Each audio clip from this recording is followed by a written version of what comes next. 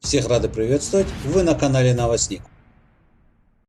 Европейский опыт в борьбе с коррупцией может стать основой для реформ в Узбекистане.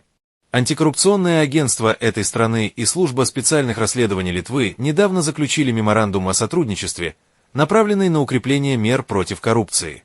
Узбекские специалисты по комплаенсу прошли обучение в Латвии, где изучили методы предотвращения конфликта интересов и повышения прозрачности.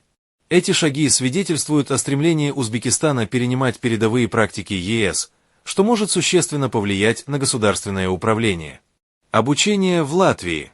С 8 по 12 июля в Риге состоялась летняя школа, посвященная комплаенсу и антикоррупционной политике. В мероприятии приняли участие 20 экспертов из государственных структур Узбекистана и Латвии, о чем сообщила пресс-служба делегации Европейского Союза в Узбекистане. Участники углубились в такие темы, как служебная этика, управление конфликтами интересов, подотчетность и эффективное использование государственной собственности. Во время выездной сессии в Лиепае специалисты ознакомились с практическими антикоррупционными подходами в работе особой экономической зоны, таможенной службы и администрации Южной Курземе. Завершающим этапом стала встреча в Бюро по предотвращению и борьбе с коррупцией Латвии, КНАБ, где обсуждались вопросы внутреннего контроля и применения антикоррупционного законодательства. Также состоялись переговоры с представителями муниципалитета Юрмалы, что укрепило межрегиональные связи. Сотрудничество с Литвой. Узбекская делегация продолжила поездку в Литву, где 11 июля в Вильнюсе был подписан меморандум между антикоррупционным агентством Узбекистана и Литовской службой специальных расследований. Документ охватывает обмен опытом, организацию стажировок, совместные образовательные инициативы и внедрение европейских стандартов в Узбекистане. Это сотрудничество открывает новые перспективы для модернизации антикоррупционной системы. Летняя школа была организована Transparency International Latvia, Делнер, в рамках проекта «Улучшение государственного управления в Узбекистане через инклюзивное предотвращение коррупции». Проект поддерживается Европейским Союзом, Федеральным министерством экономического сотрудничества и развития Германии, BMZ, Германским обществом по международному сотрудничеству, GIZ, Центральным агентством финансов и контрактов Латвии, а также организацией Регионал Дайрлаук. Коррупция в Узбекистане. Текущая ситуация. Согласно национальному докладу о борьбе с коррупцией в Республике Узбекистан за 2023 год, опубликованному антикоррупционным агентством, коррупция остается серьезной проблемой. В прошлом году было задержано около 1300 человек при получении взяток. Из 6535 государственных служащих, признанных виновными, лишь 20% получили реальные сроки лишения свободы. Остальные столкнулись с исправительными работами, 42%, или иными мерами.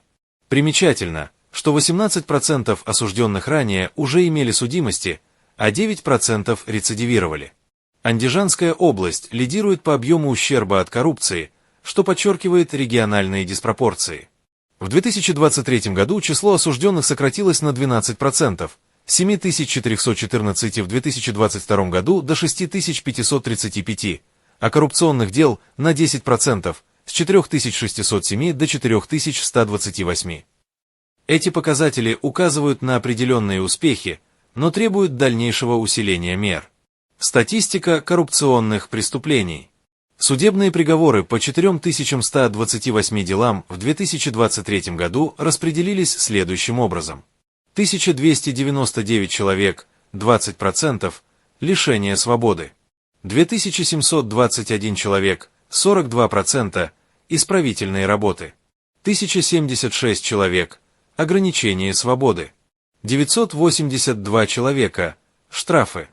21 человек, обязательные работы. 7 человек, лишение прав. 53 человека, условные сроки. 227 человек, без наказания. 149 человек, освобождены от наказания. Общий ущерб государству составил 1,4 триллиона сумов, около 120 миллионов долларов, из которых возмещено 745 миллиардов сумов, 51%.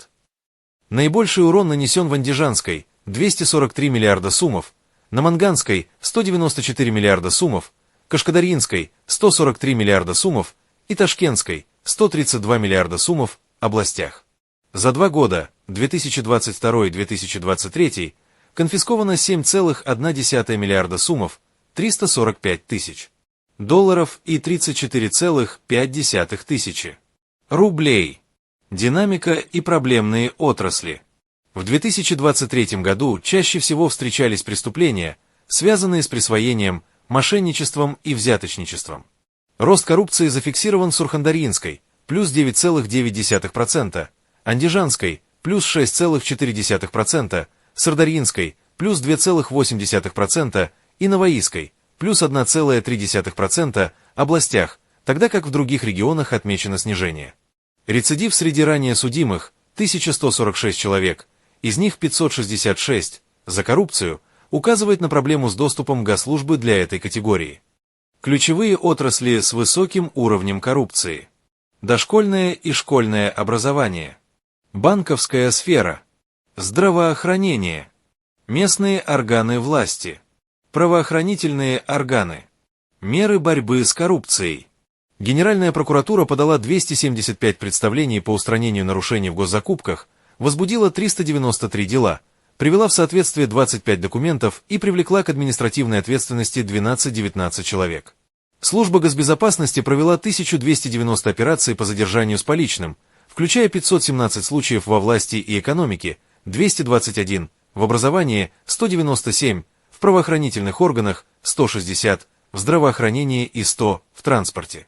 Департамент по борьбе с экономическими преступлениями выявил 3996 нарушений, 3942 уголовных, 54 административных, из них 1382 взяточничество, включая 395 случаев среди госслужащих. Министерство внутренних дел зарегистрировало более 2800 преступлений, включая 467 в агропроме и 304 в энергетике. Коррупция среди помощников хакимов. В 2023 году выявлено 69 случаев коррупции среди помощников хакимов, связанных с подделкой документов, 28, мошенничеством, 19, хищением, 17 и взяточничеством, 5. Проверки показали, что 277 поставщиков, связанных с помощниками и их родственниками, получили льготные кредиты на 202,5 миллиарда сумов. В результате 61 помощник уволен, 1 оштрафован, 85 получили дисциплинарные взыскания. Эти шаги демонстрируют комплексный подход к борьбе с коррупцией, но требуют дальнейшего ужесточения и внедрения международного опыта для достижения устойчивых результатов. Европейский опыт борьбы с коррупцией в Узбекистане. Сотрудничество с Европой.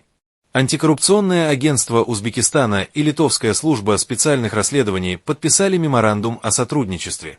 Узбекские комплаенс-специалисты прошли тренинги в Латвии, Рига, Лиепае и Литве, Вильнюс, с 8 по 12 июля. Летняя школа в Латвии. Темы: служебная этика, комплаенс, конфликты интересов, управление госимуществом.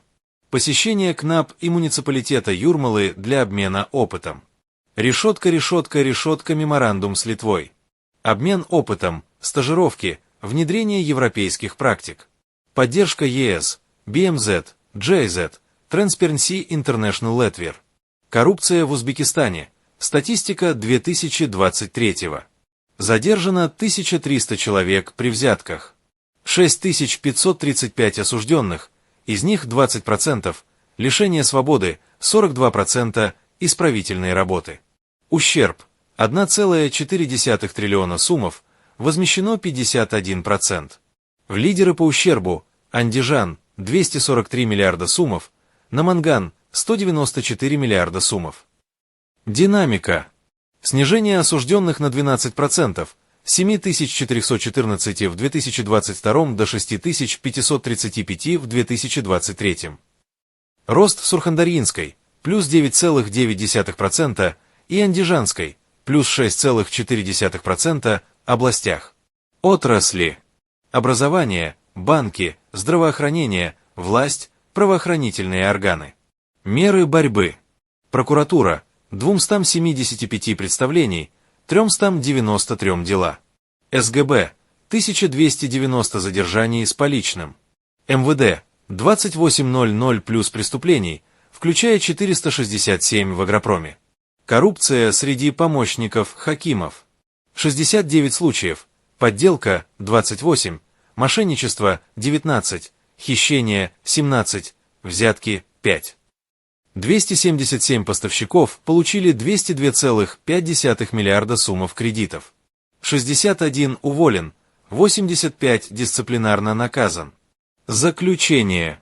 Внедрение европейских практик и усиление контроля могут снизить коррупцию в Узбекистане. Вы были на канале Новостник. Оставляйте ваши комментарии, также подписывайтесь, ставьте лайки и делитесь видео в соцсетях, потому что все ваши действия продвигают видео в топ.